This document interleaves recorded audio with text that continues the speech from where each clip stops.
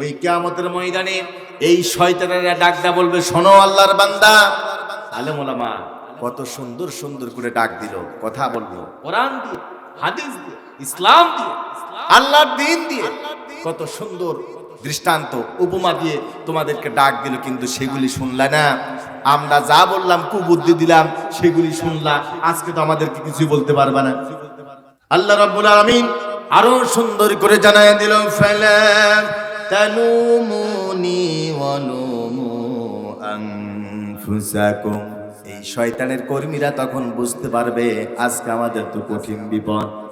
এই বিপদের সময় শয়তান নামক নেতা যারা ছিল, এই কর্মীরা নেতাদের তিরস্কার করবে, ভর্ৎসনা করবে, কিন্তু এই শয়তান নামক নেতারা ডাকদা বলবে, ও আমার কর্মীরা, আজকে আমাকে তিরস্কার করে কোনোই লাভ নাই, কোনোই লাভ নাই। আল্লাহ পাক সেটা বললেন, ফালা তালুমুনি ওয়া লুমু আনফুসাকুম। তিরস্কার করে আর গালি গালাজ করে কোনোই লাভ নাই।